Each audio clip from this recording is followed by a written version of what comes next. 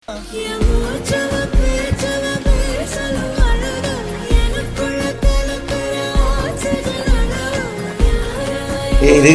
நான் சொல்லாட்டிக்கா அடிச்சிருவீங்க போல இருக்கே.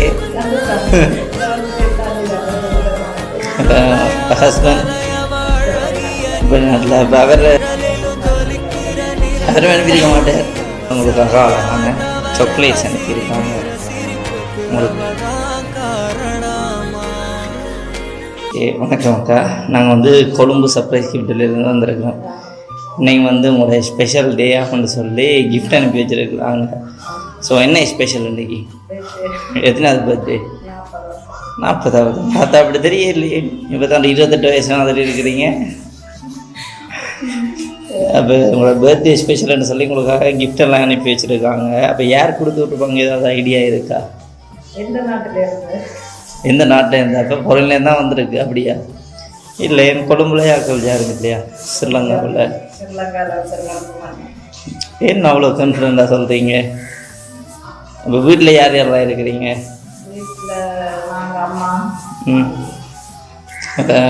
ஹஸ்பண்ட் வெளிநாட்டில். இப்போ அவர் எந்த நாடு? அவரும் அனுப்பியிருக்க மாட்டார். என்ன கூடுதல்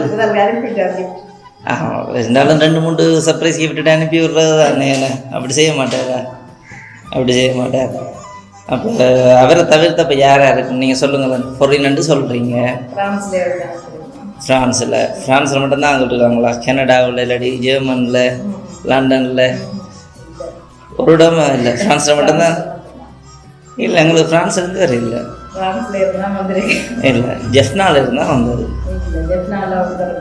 நல்லா யோசிச்சு பாருங்கள். உங்களுக்கு ரிலேட்டிவானாலும் இப்போ அது கிட்டடிலாம் நாங்கள் ஜெஃப்னாக்கு மாறி இருக்கிறாங்க. உங்களோட ஃப்ரெண்ட்ஸுக்குள்ளே ஒரு வட்டாரத்துக்குள்ளே தான் இருக்கும். ஆனால் ரொம்ப இதான ஃப்ரெண்ட்ஸ் இன்னும் இல்லைன்னு சொல்லிவிடுவாங்க. அண்ணி தானே? இல்லை, நீங்கள் என்ன இப்படி வரலாம் நினைக்கிறீங்க?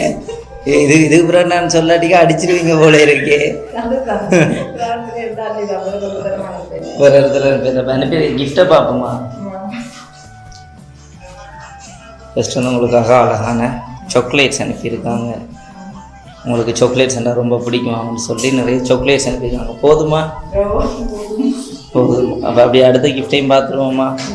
சரி. ஃப்ரான்ஸில் அண்ணி மட்டும்தான் இருக்கிறாங்களா? வேறு யாரும் இல்லையா?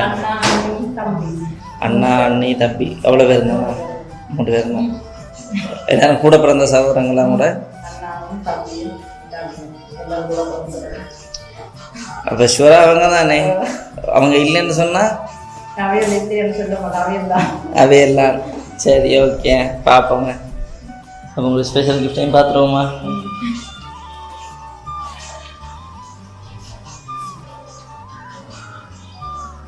என்னென்ன அவ்வளோ கான்ஃபிடெண்ட்டாக சொல்கிறீங்க? ஆல்ரெடி ஏதோ பேச்சுவார்த்தை நடந்திருக்கு. அது நைஸாக கூட காதுக்கு வந்துட்டு போல. சர்ப்ரைஸ் அப்புறம் செய்யல. அதனால நீங்கள் அவங்கள சொல்கிறீங்க அப்படியா? சரி, ஓகே. உங்களுக்காக ஒரு அழகான ஹாப்பி பர்த்டே ஷாமினி என்று சொல்லி கேக் கொண்டு வந்திருக்கு. நல்லா இருக்கா? பிடிச்சிருக்கா? ஓகே. அப்போ பாப்பம்மா யார் யார் கொடுத்து விட்டேன்னு சொல்லி. சரி, நீங்கள் நேமுகளை சொல்லுங்கள். நீங்கள் சொல்கிறாக்கள் இதுக்குள்ளே இருக்கணும் பார்ப்போம். ஓகே. அவ்வளோ பேர் இருந்தாண்ணா?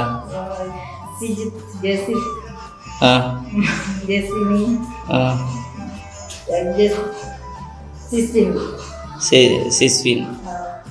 அது என்ன எனக்கு அப்படியே வெளியிட்டு அந்த ஓர்டர்லேயே நீங்கள் சொல்கிறீங்க? இல்லை, எனக்கு இந்த கிஃப்ட் அனுப்பி கொடுக்க சொன்னவங்க ஒரு ஓர்டரில் இந்த நேம் எழுதி தந்தவங்க. சரியா? அதே ஓர்டரில் ஹச்பி சாமின்னு சொல்கிறீங்க.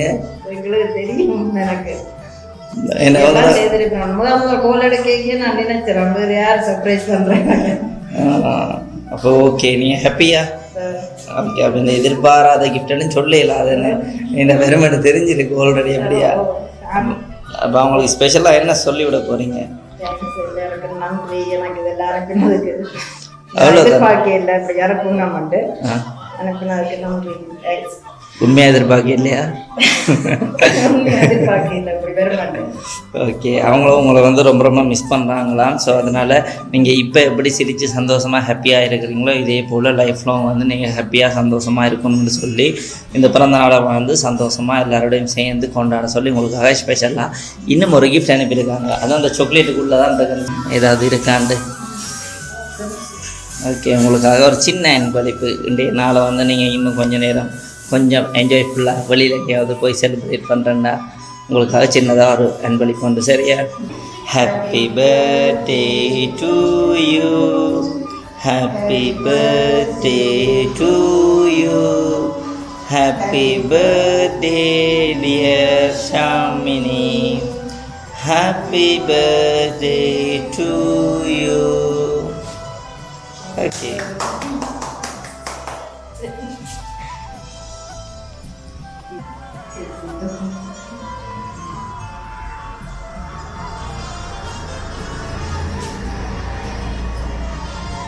ஓகே, இப்போ சரிதானே?